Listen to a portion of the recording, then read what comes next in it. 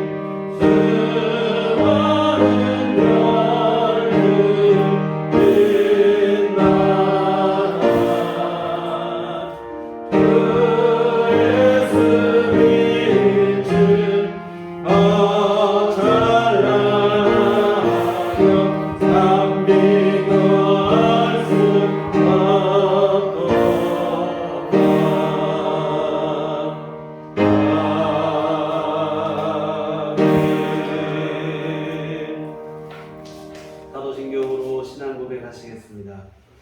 전능하사 천지를 만드신 하나님 아버지를 내가 믿사오며 그의 아들 우리 주 예수 그리스도를 믿사오니 이는 성령으로 잉태하사 공정녀 마리아에게 나시고 본디오 빌라도에게 고난을 받으사 십자가에 못 박혀 죽으시고 장사한 지 사흘 만에 죽은 자 가운데서 다시 살아나시며 하늘에 오르사 전능하신 하나님 우편에 앉아 계시다가 저리로서 산 자와 죽은 자를 심판하러 오시리라.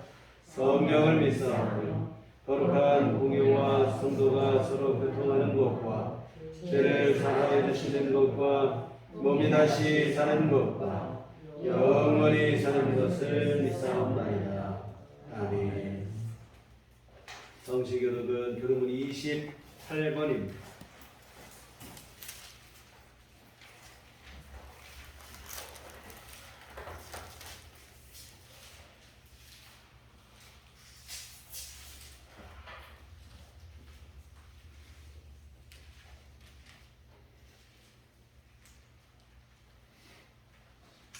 하나님이여 주는 나의 하나님이시라. 내가 간절히 주를 찾되 물이 없어 마르고 해안 땅에서 내 영혼이 주를 갈망하며 내 일체가 주를 방문하리라. 내가 주의 권능과 영광을 보기 위하여 이와 같이 성소에서 주를 바라보았나이다. 주의 인자하심이 생명보다 나음으로 내 입술이 주를 찬양할 것이다. 이러므로 나의 평생의 조를 송축하며 주의 이름으로 말미암아 나의 손을 들리리라. 골수와 기름진 것을 먹음과 같이 나의 영혼이 만족할 것이다. 나의 입이 기쁜 입술로 주를 찬송하되 내가 나의 침상에서 주를 기억하며 새벽에 주의 말씀을 작은 소리로 들을 때에 하오니 주는 나의 도움이 되셨습니다.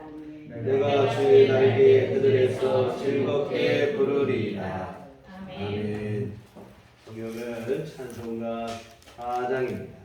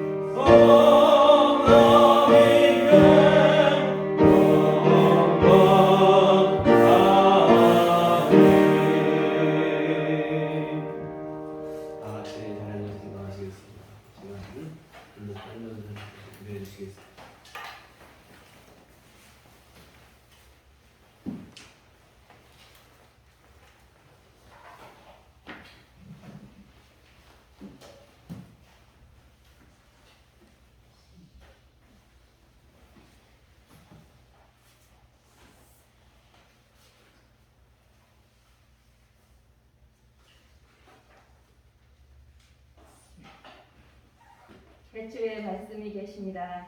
이 말씀이 하나님과 함께 계셨으니 이 말씀은 곧 하나님이십니다. 그가 태초에 하나님과 함께 계셨고 만물이 그로 말미암아 지은 바 되었으니 지은 것이 하나도 그가 없이는 된 것이 없느니라.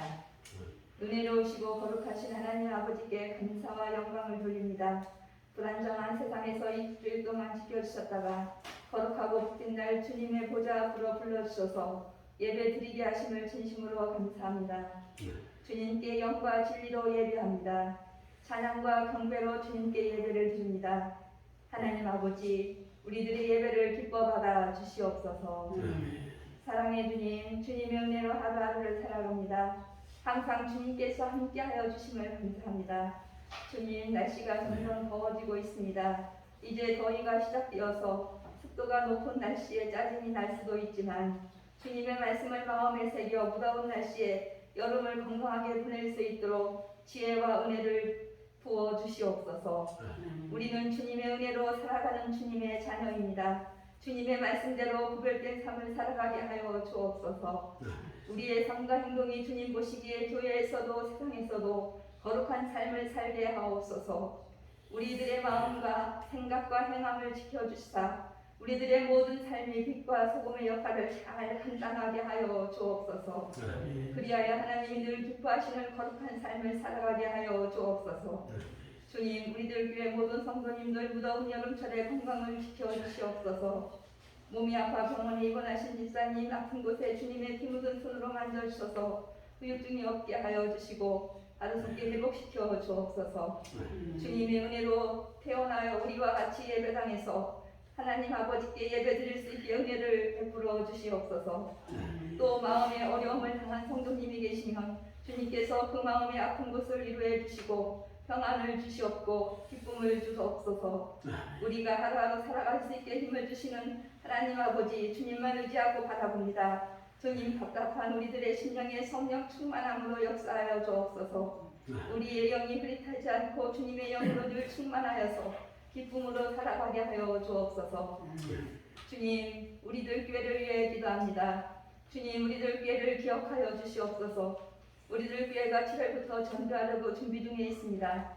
기도로 준비하고 나가서 전도할 때 전도의 길이 막히지 않게 하여 주시고 전도의 길을 활짝 열어 주옵소서. 주님께서 우리들 교회를 이 모양 저 모양으로 복을 내려 주옵소서. 예배당에 빈자리가 있습니다. 전도의 열매를 많이 맺게 해주셔서 빈자리를 채워 주옵소서. 전도의 현장에서 영적 전쟁에서 늘 승리하게 하여 주옵소서. 우리들 교회 온 영혼들이 거듭나서 전도의 기쁨에 충만한 삶을 살아 하나님 아버지께 늘 영광 돌리게 하여 주옵소서. 주님, 담임 목사님을 위해 기도합니다. 목사님 무더위 속에서도 땀 흘리며 교회와 성도님을 위해 날마다 기도하시고 말씀 준비하실 때마다 피곤치 않게 하여 주옵소서. 목사님 영육간에 강건하게 하옵시고 늘 새 힘을 주시옵소서. 목사님 살아계신 하나님의 말씀을 들고 강단에서 말씀 선포하실 때마다 우리는 아멘으로 받아 말씀으로 변화되어 하나님이 기뻐하시는 삶을 살아가게 하여 주옵소서. 없지만 감사함으로 주님만 충거하게 하시고 늘 성령 충만한 삶으로 하나님 아버지께 영광 돌리게 하여 주옵소서. 우리를 죄에서 구원하신 예수 그리스도의 이름으로 기도합니다. 아멘.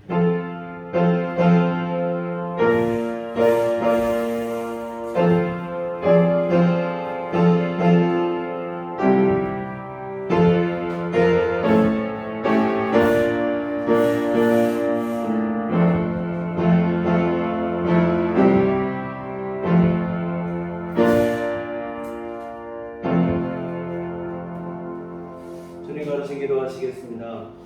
하늘에 계신 우리 아버지여, 이름이 거룩히 여김을 받으시오며 나라 임하옵시며 뜻이 하늘에서 이룬 것 같이 땅에서도 이루어지이다. 오늘날 우리에게 일용할 양식을 주옵시고 우리가 우리에게 죄 지은 자를 사하여 준 것 같이 우리의 죄를 사하여 주옵시고 우리를 시험에 들게 하지 마옵시고 다만 악에서 구하옵소서. 내게 나라와 권세와 영광이 아버지께 영원히 있사옵나이다. 아멘. 이 시간을 읽으신 하나님 말씀은 구약성경 잠언 23장 17절과 18절 말씀 보시겠습니다. 구약성경 잠언 23장 17절과 18절. 제가 가지고 있는 성경은 구약 935쪽에 기록이 되어 있습니다. 잠언 23장 17절 그리고 18절 말씀. 나같이 한 목소리로 합독하시겠습니다. 내 마음으로 죄인의 형통을 부러워하지 말고 항상 여호와를 경외하라. 정령이 내 장래가 있겠고 내 소망이 끊어지지 아니하리라.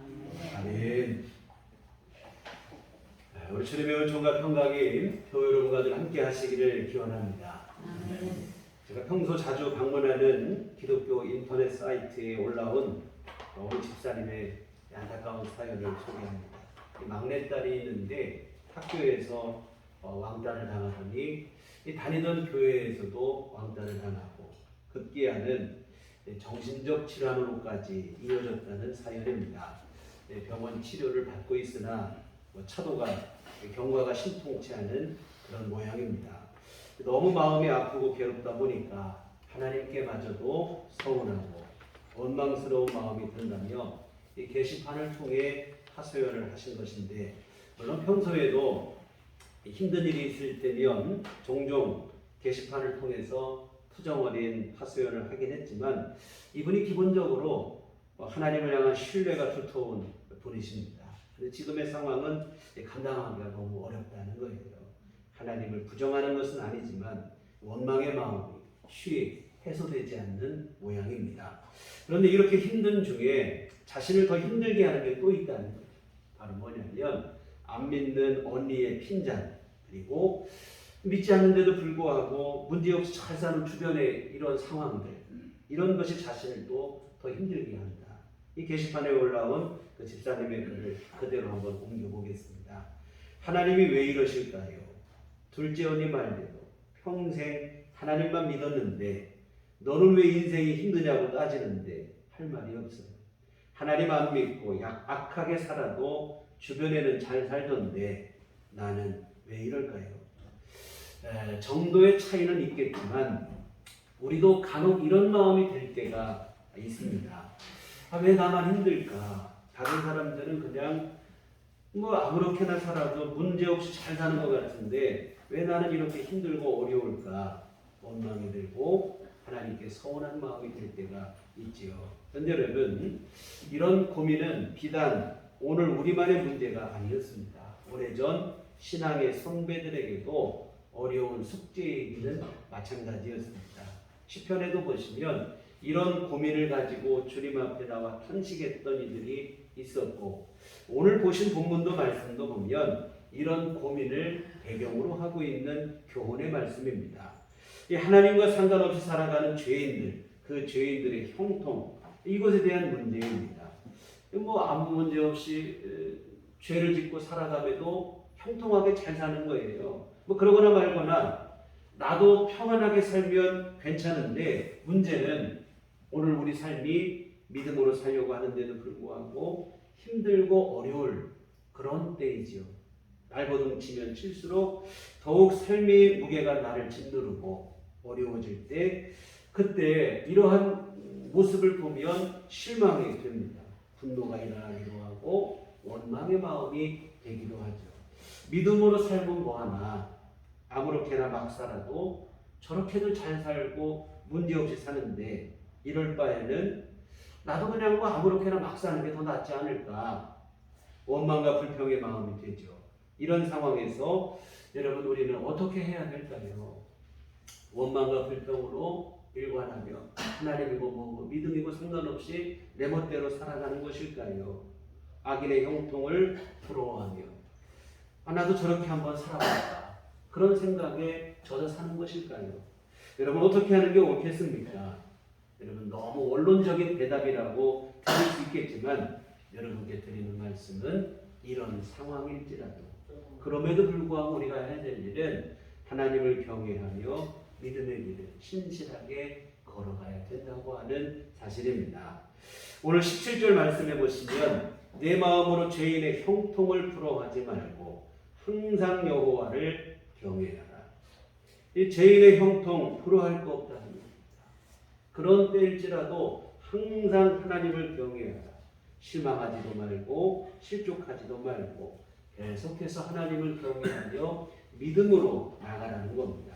참 이 말씀을 볼 때 우리가 평상시는 뭐 별 문제가 없어요. 근데 우리가 참 힘들고 어려울 때 이런 말씀들은 참 이게 우리 실정을 너무도 몰라주는 이 가혹한 말씀처럼 들린다 이 말입니다. 우리 현실도 몰라주고 내 상황도 몰라주고 이거 그냥 멋모르는 소리 하는 거 아닌가, 이런 생각이 들어요. 여러분, 그러나 정말 오늘 우리에게는 이렇게 살아야 될 이유가 있어요. 어려움과 고난과 시련이 있고 문제가 있을지라도 내가 악인의 형통을 부러워하지 말고 꿋꿋이 믿음으로 살아야 될 이유가 있습니다. 물론 방금 앞에서 소개드린 그 집사님의 경우 너무 힘들고 어렵죠. 그런 어려움이 아무것도 아니라는 말이 결코 아닙니다.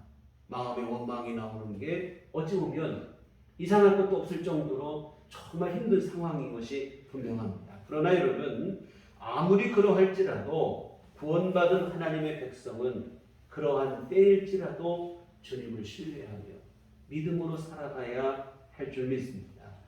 너무 원론적인 대답처럼 들리겠지만 여러분, 진짜로 그렇게 하셔야 돼요. 물론 그분이 지금 제 앞에 있다면 제가 이런 충고를 대놓고 하지는 않겠지요. 그분의 아픔에 공감을 하며 함께 아파하고 성령께서 그 마음을 어루만져 주시기를, 정말 성령께서 귀한 마음을 만져주셔서 절망 가운데 다시 일어날 수 있게 되기를 위해서 기도하겠죠. 마음이 무너지고 힘들어하는데 그 앞에다 대고 그래도 믿음으로 사셔야 됩니다. 이런 충고를 하는 것은 사실은 충고가 아니라 너무 가혹한 일이 됩니다. 그래서 우리가 신앙생활할 때 어줍지 않은 신앙적 충고는 우리가 조심을 하셔야 돼요. 오히려 누군가를 절망의 늪에 더 빠지게 할 수도 있는 일입니다. 깨닫게 하신다면 성령께서 깨닫게 하십니다. 우리가 할 일은 기도할 일인 줄 믿습니다. 성령께서 그 마음을 만져주시기를, 깨달음을 주시기를, 믿음을 회복시켜 주시기 위해서 기도해야 됩니다. 여하튼 오늘 설교는 현실의 아픔과 고통을 제가 몰라서 하는 얘기가 아니에요. 오늘 우리가 신앙생활하면서 만나는 문제들이 아무 문제도 아니라고 해서 드리는 말씀이 절도 아니라는 것을 여러분이 기억하셨으면 좋겠습니다. 힘들죠.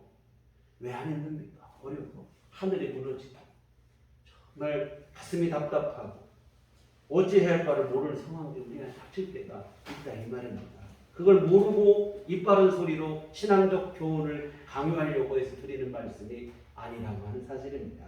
다만 정말 여러분이 혹시라도 이런 절망과 낙마, 낙심의 상황, 안 오면 제일 좋겠죠.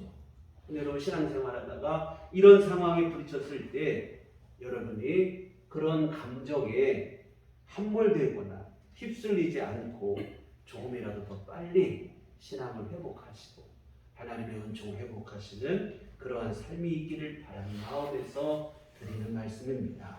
이와 같은 여러분, 우리가 감당하기 어려운 상황에 놓일 때가 있어요. 설상가상으로 주변에 돌아보니까 믿음 없이 사는 사람들도 잘 사는 거예요. 형통하고 문제가 없고. 그럴 때 우리 마음속에 신앙의 회의가 찾아오고 실망이 되고 하나님이 원망스럽고. 그러나 여러분, 제가 오늘 드릴 수 있는 말씀은 그럼에도 불구하고 우리가 해야 될 일은 계속해서 주님을 의지하고 오늘 말씀처럼 항상 여호와를 경외하는 일일 줄 믿습니다. 왜 그렇게 해야 되는가?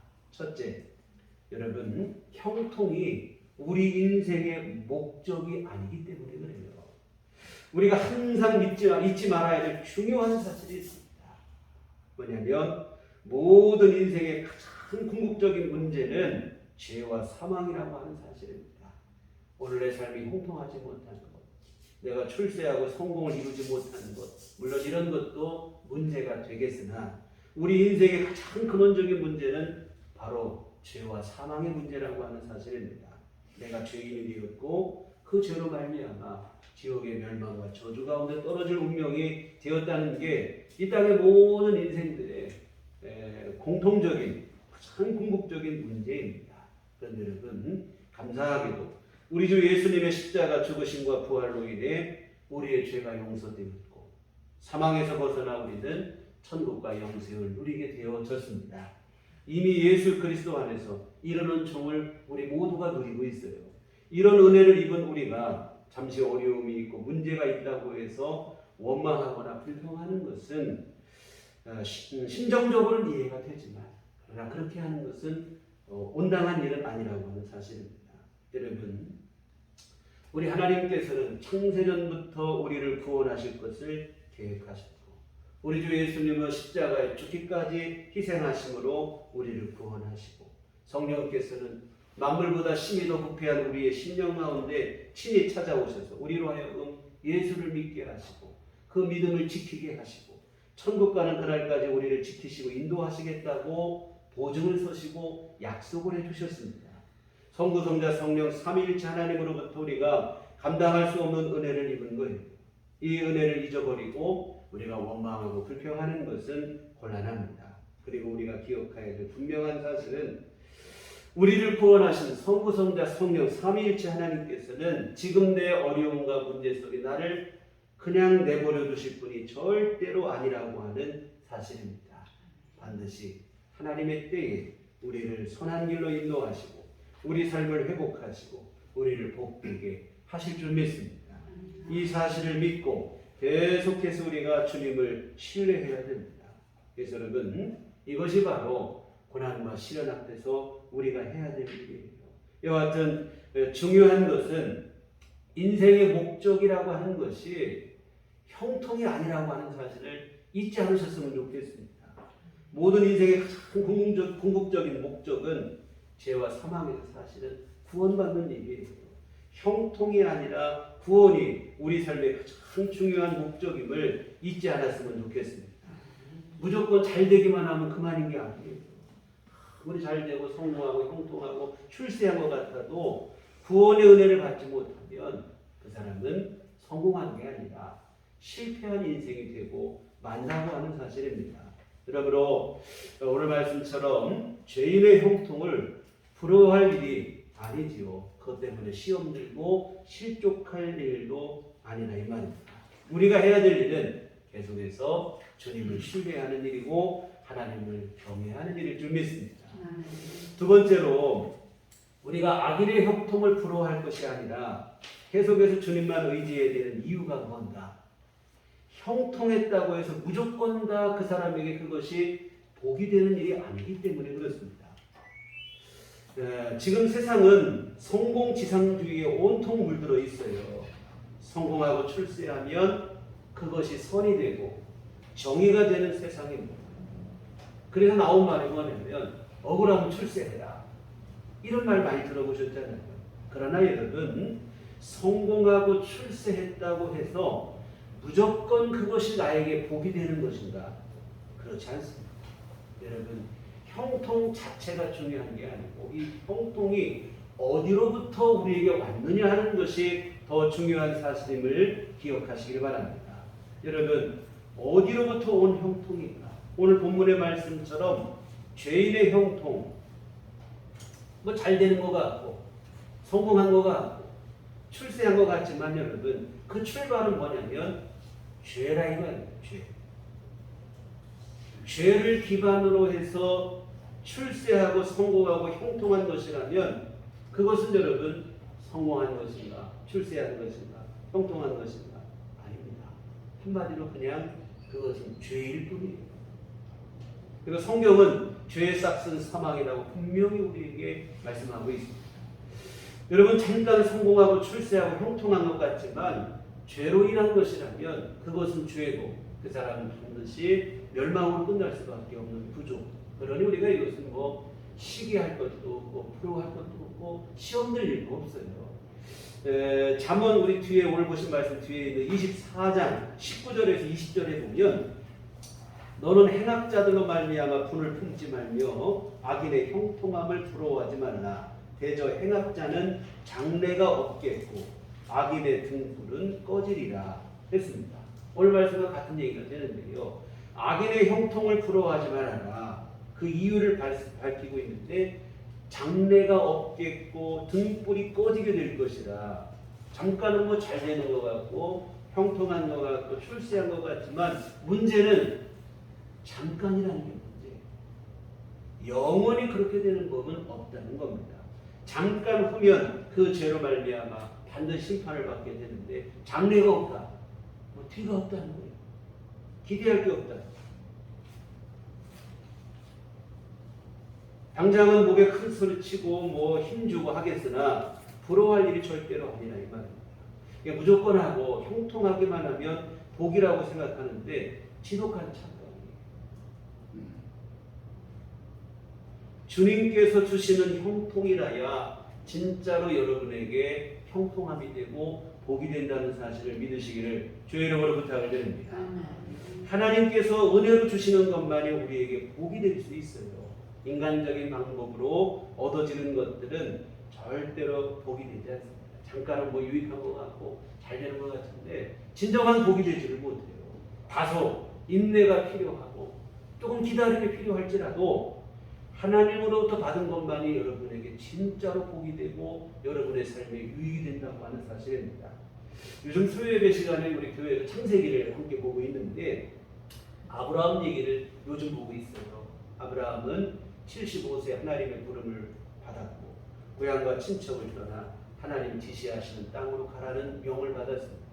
이 명령과 함께 하나님께서는 많은 후손을 주게 될 것이고 많은 땅을 주게 될 것이고 그 후손은 거기에 나라를 세우고 민족을 세우게 될 것을 이런 약속을 주셨습니다. 아브라함은 하나님의 이 약속만 믿고 갈 바를 알지 못했지만 길을 떠나고 순종을 했습니다. 그런데 문제는 하나님의 말씀에 순종해서 그 땅에 갔는데 하나님의 약속이 가물가물하다는 거예요. 빨리 좀 이루어지면 좋겠는데 약속이 안 이루어져요. 점점 나이가 들고 노쇠하는데 이 자손이 생기지 않는다 이 말입니다. 믿음으로 결단해서 한 일인데 실망이 될 수밖에 없죠. 이 아브라함은 인간적인 방법을 동원하려고 합니다. 그래서 먼저는 그 당시의 풍습에 따라서 후사가 없을 때는 집안의 길을 쓰고 있는 노예 중에서 좀 현명하고 지혜롭고 똑똑한 사람을 후계자로 삼는 일들이 있었습니다.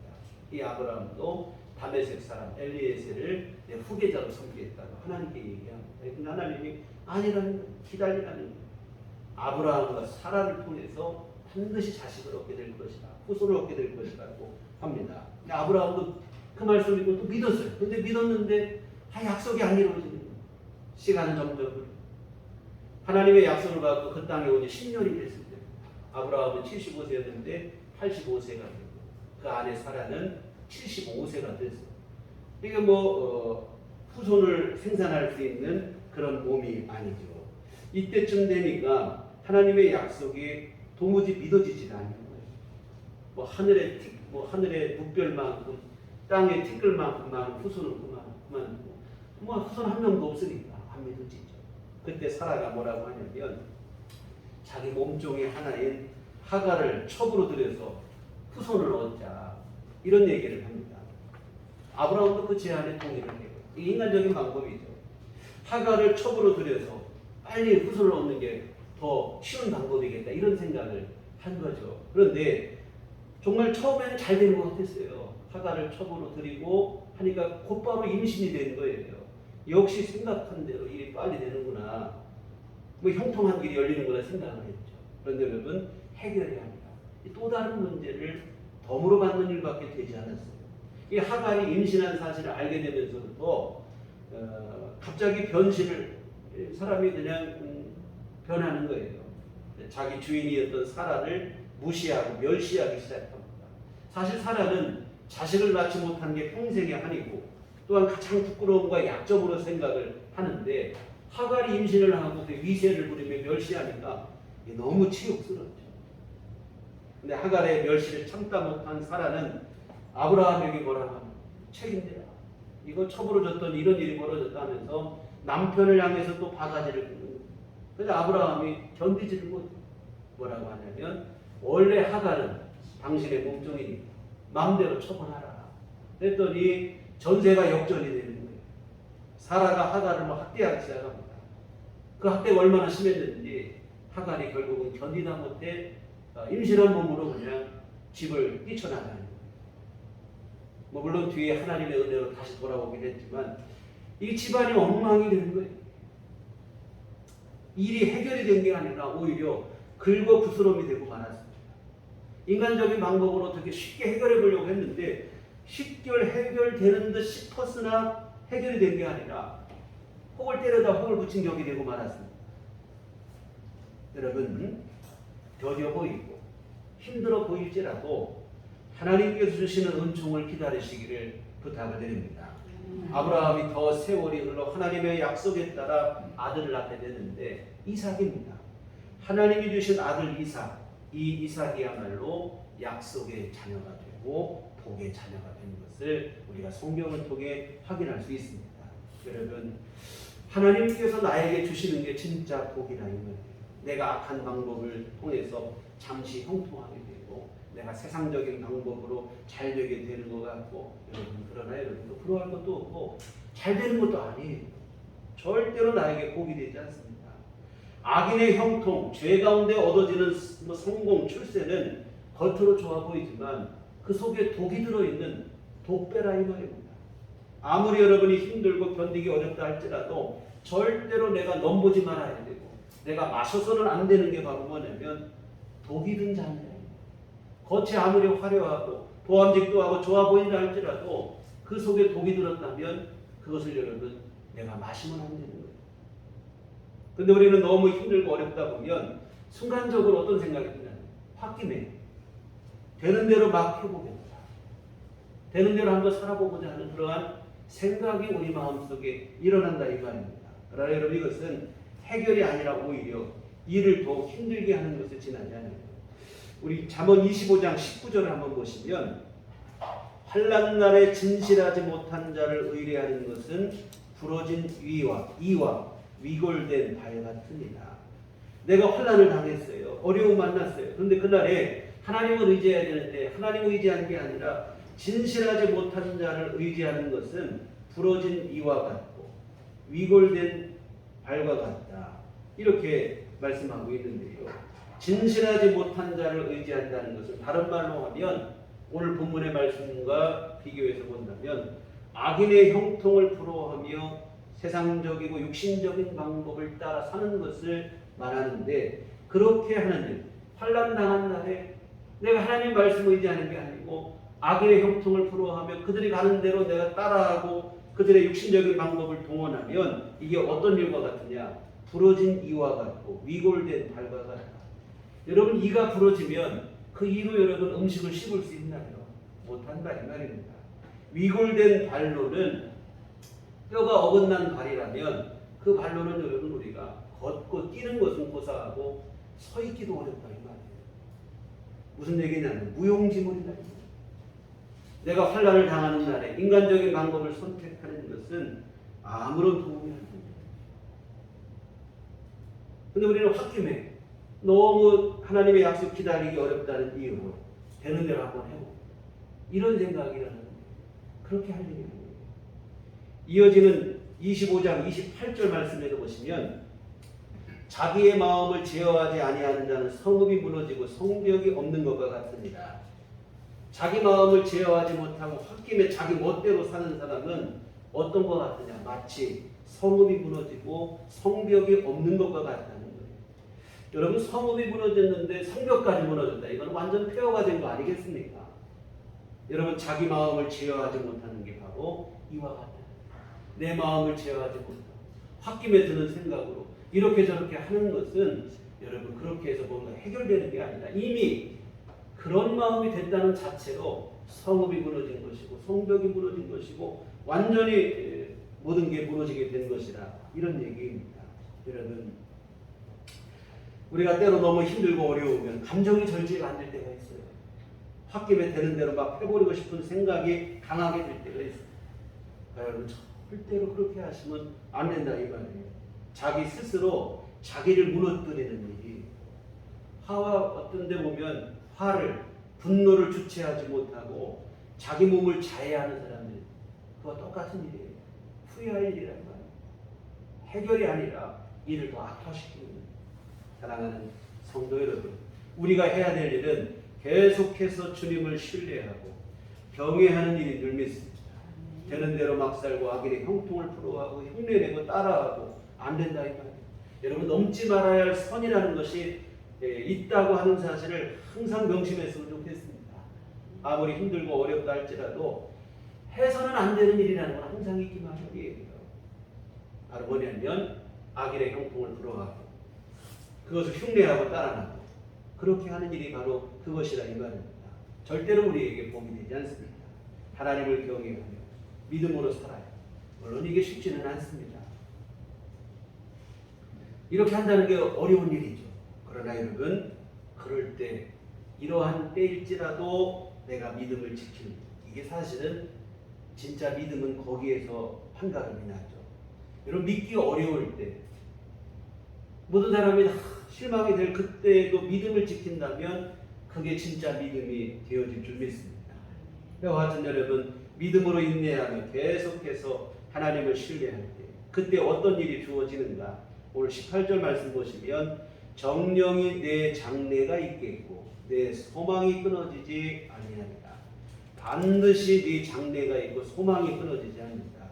아까 앞에서 보신 아까 말씀에 악인의 형통에는 장래가 없고 등불이 꺼진 것 같다는 얘기를 했는데 그런데 여러분 힘들고 어려운 중에도 계속 하나님을 경외하는 사람은 장래가 있고 소망이 끊어지지 않으리라 이렇게 말씀합니다. 여러분 내가 정말 성질대로 홧김에 한번 내 마음대로 한번 해보고 싶은 유혹이 우리 안에 일어날 때마다 이 사실을 기억했으면 좋겠습니다. 여러분 우리가 하나님 두려운 줄 알고 살아야 돼요. 악인의 형통은 영원하지 않습니다. 하나님은 반드시 벌하시고 그 죄 가운데 살고 악한 방법으로 사는 이들을 심판하시는 공의의 하나님이시고 두려우신 하나님이심을 잊지 않으셔야 됩니다. 그러니 여러분 내 멋대로 되는 대로 한번 해보고 싶은 생각은 아예 우리가 내려놓는 게 좋습니다. 계속해서 하나님을 경외하며 믿음으로 나가시기 바랍니다. 이런 자에게 하나님이 은혜를 베풀어 주시는 줄 믿습니다. 우리가 여러분 설교 후에 함께 부를 찬송과 가사 그리고 오늘 설교의 제목이기도 한데요. 이 가사가 이 제목이 오늘 우리의 모두의 다짐과 결심이 되고 우리가 일생을 이 다짐으로 살았으면 좋겠습니다. 내 앞길 멀고 험해도 나 주님만 따라가리. 정말 여러분 이 믿음으로 우리가 삶을 살았으면 좋겠습니다. 이 결심과 다짐만 여러분 안에 분명하시다면 사실은 그 자체로 이미 여러분은 형통한 은혜를 잊게 되어진 것이고 오늘 우리의 삶은 복된 삶이 되고 형통한 인생인 줄 믿습니다. 그 어떤 상황일지라도 나를 구원하시고 나를 사랑하시는 주님만 바라보고 믿음으로 사시는 우리들 교회 온 교우들이 되셨으면 좋겠습니다. 마지막으로 성경 한 구절만 더 살펴보고 말씀을 마치겠는데요. 여호수아 1장 7절로 8절에 보시면 오직 강하고 극히 담대하여 나의 종 모세가 내게 명령한 그 명령을 다 지켜 행하고 우로나 좌로나 치우치지 말라. 그리하면 어디로 가든지 형통하리니 이 율법책을 내 입에서 떠나게 하지 말며 주야로 그것을 묵상하며 그 안에 기록된 대로 다 지켜 행하라. 그리하면 내 길이 평탄하게 될 것이며 내가 형통하리라. 진정으로 형통한 삶이 무엇인지를 교훈하고 있는 말씀입니다. 하나님으로부터 내려지는 형통이라야 진정한 형통이라고 앞에서 말씀을 드렸는데 이런 형통과 복을 받는 비결이 어디에 있는가? 하나님의 말씀에 순종하며 살아가는 것입니다.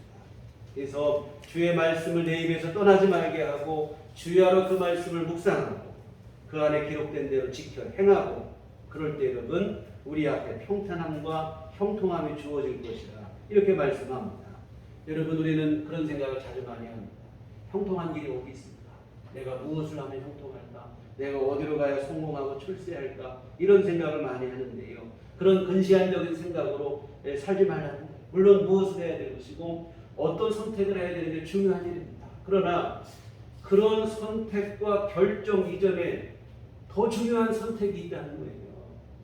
바로 뭐냐면 하나님의 말씀에 순종하겠다는 하나님의 말씀대로 내 삶을 살겠다고 하는 결단이 더 우선시 되어줘야 될 줄 믿습니다.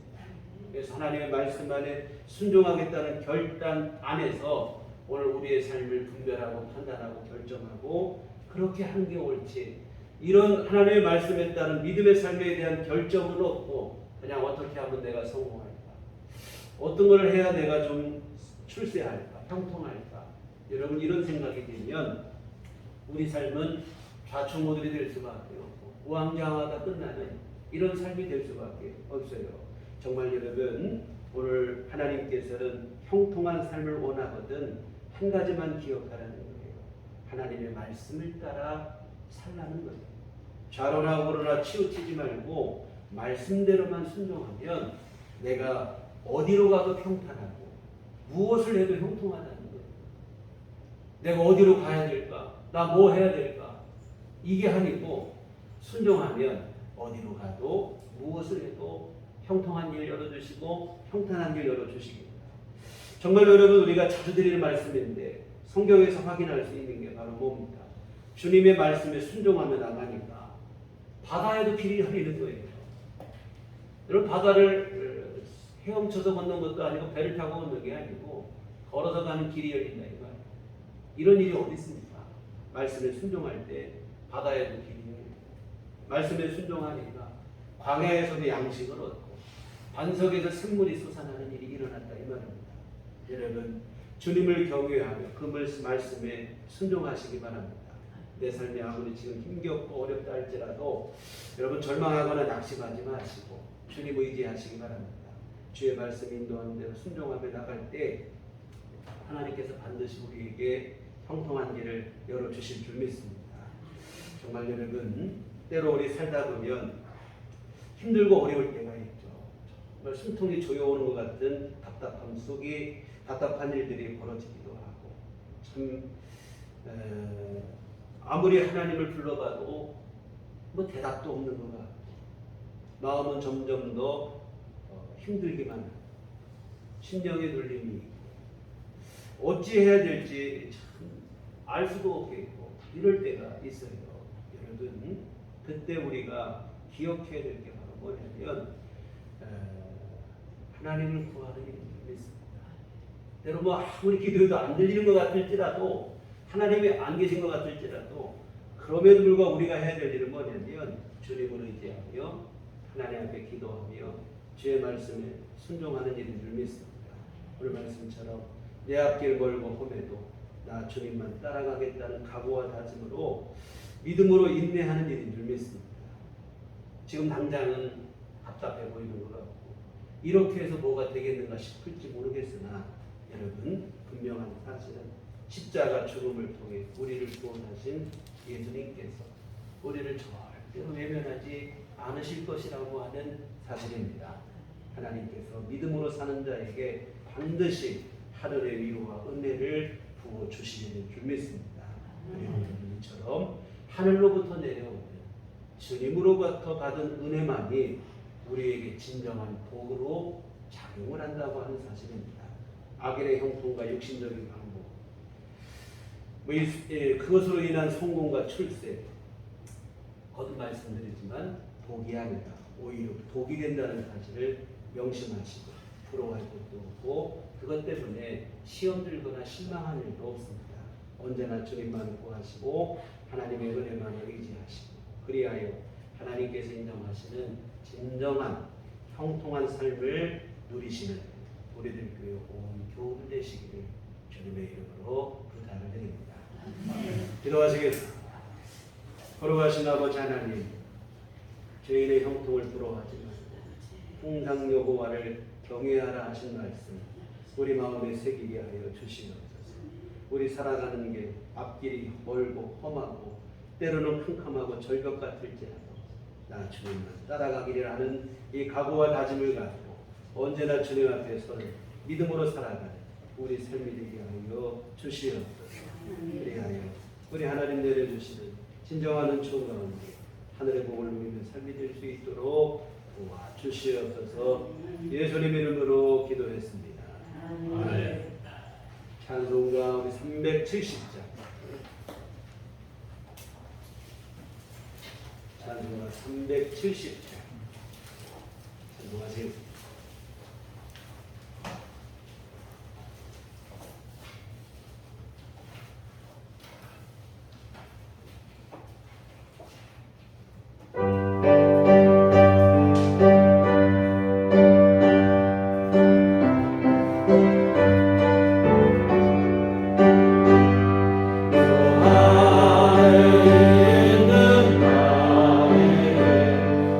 그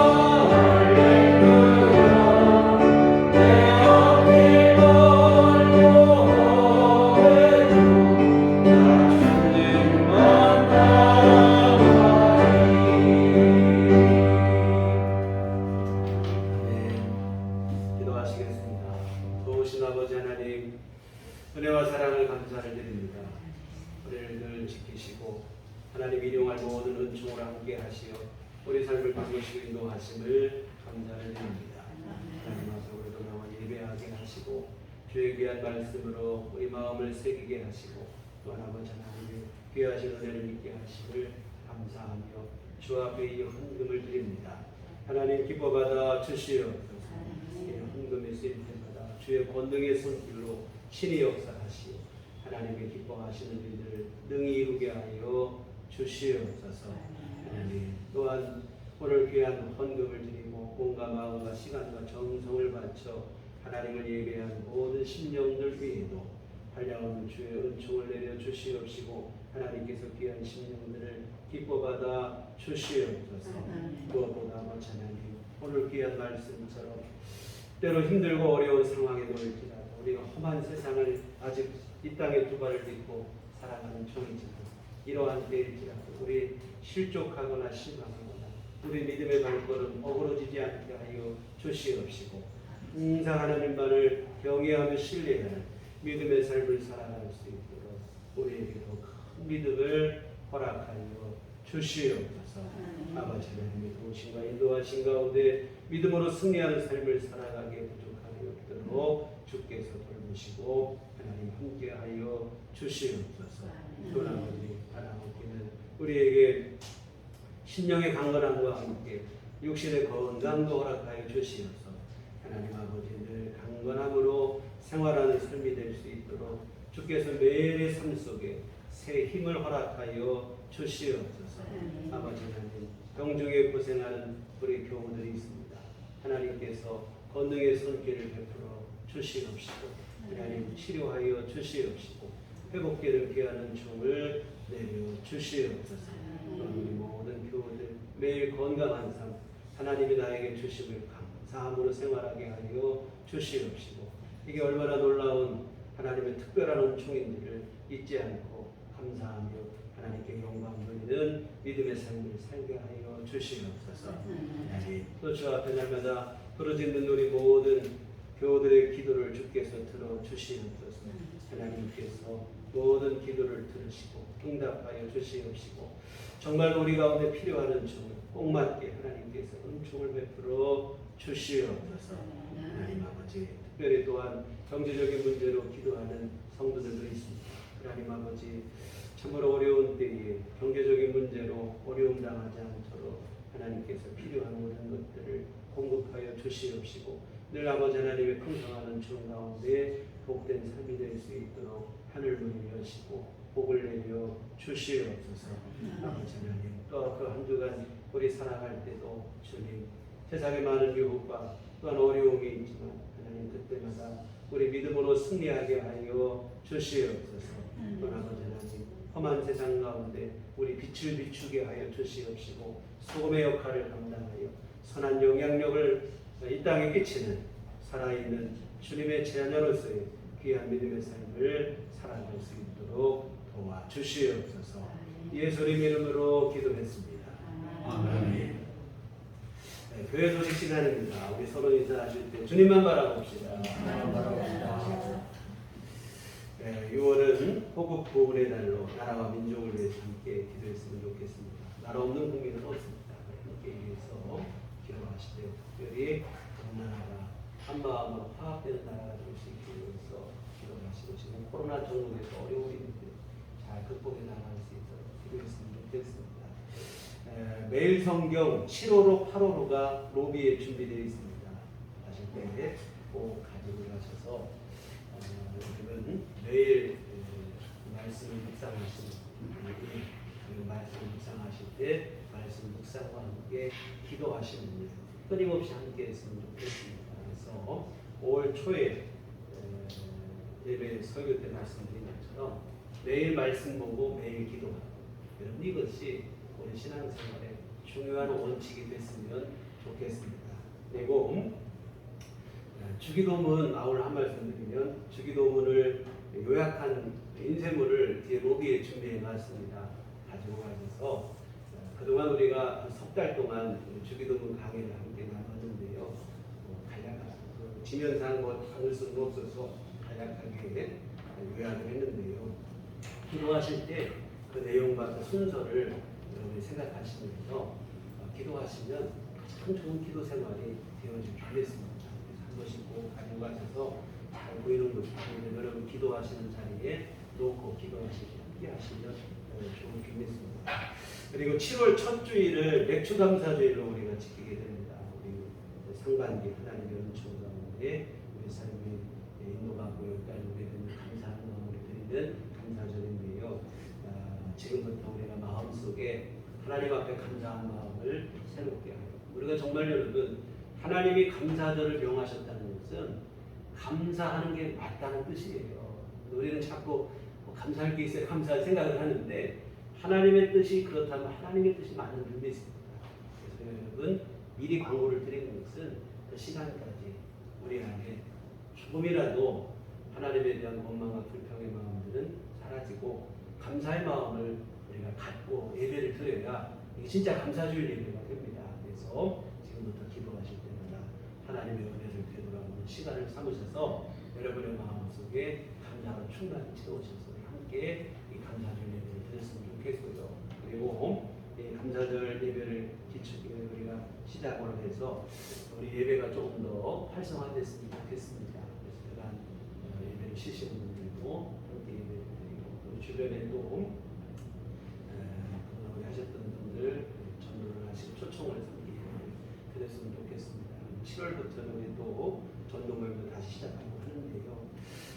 물론 아직도 코로나 상황이 완전히 해결된 건 아니고 여러분들이 있는 것은 분명한 사실이지만 그렇다고 계속해서 손 놓고 있을 수는 없잖아요. 그래서 함께 이러한 예배나 우리 전도나 우리 신앙의 삶의 이 모든 것에 한 번 더 도약하고 새롭게 하는 그런 시작점이 됐으면 좋겠습니다. 네, 교회 밖의 집회와 성경원 참여를 통하고 교회 주신 분들 건강한 신앙생활 되시기를 바라드립니다. 우리 다 같이 일어나셔서 서로를 축복하시며 평안을 너에게 주옵니다. 함께 찬양하시도록 하겠습니다.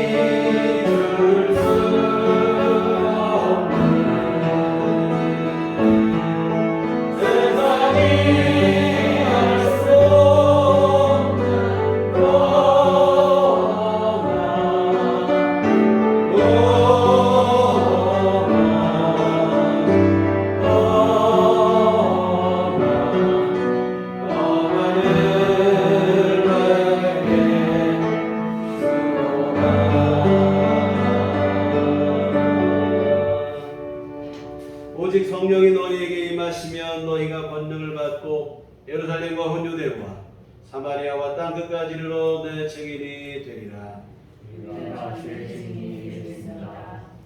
이제는 우리 주 예수 그리스도의 구속의 은혜와 하나님 아버지의 극진하신 사랑하심과 성령님의 위로 교통 역사 감화 감동 충만하심이 주의 피로 세우신 우리들 교회 위와 언제나 주님만을 신뢰하며 하나님을 경외하는 삶을 살기를 다짐하고 소원하는 주의 사랑하는 모든 자녀들의 심령 위에 지금부터 영원토록 함께 계시기를 간절히 축원하옵나이다.